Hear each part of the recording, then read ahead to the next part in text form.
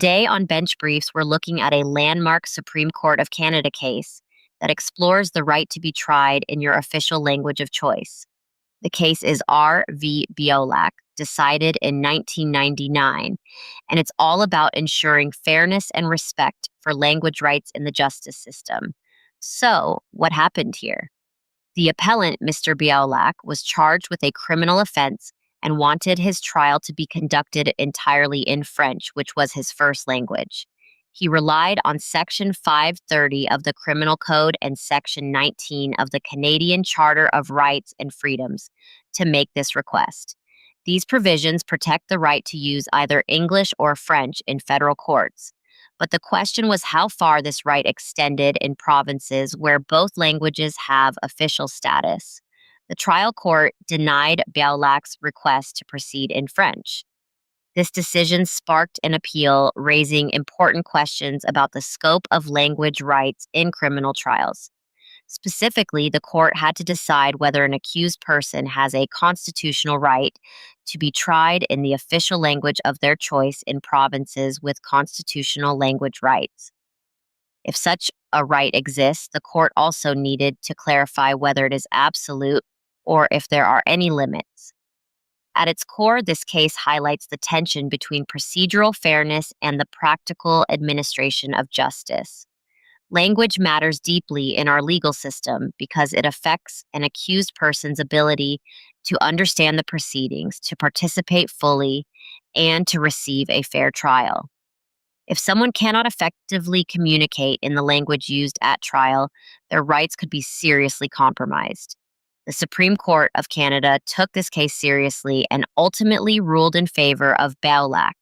The court emphasized that language rights under Section 530 of the Criminal Code and Section 19 of the Charter must be interpreted broadly and purposively.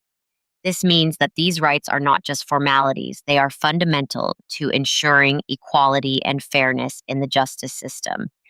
One of the key takeaways from the decision is that the right to be tried in the official language of choice is a constitutional right that must be respected in provinces where both English and French have official status.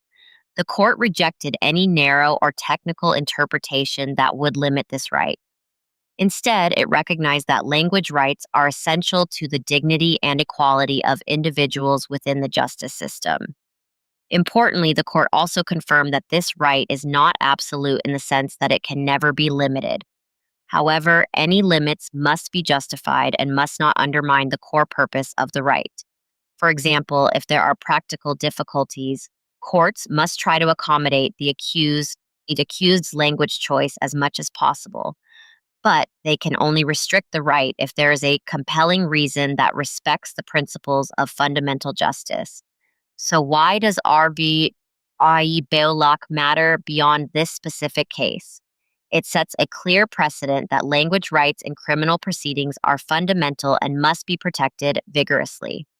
This decision reinforces Canada's commitment to bilingualism and ensures that justice is truly accessible to all Canadians, regardless of whether they speak English or French. For legal practitioners, this case serves as a reminder to be mindful of language rights at every stage of a criminal trial. For accused persons, it affirms that they have the right to understand and be understood, which is crucial for a fair defense. And for the justice system as a whole, it underscores the importance of respecting Canada's official languages to maintain public confidence and fairness. Thanks for listening to Bench Briefs. Join us next time for another episode where we break down important Canadian legal cases and what they mean for you.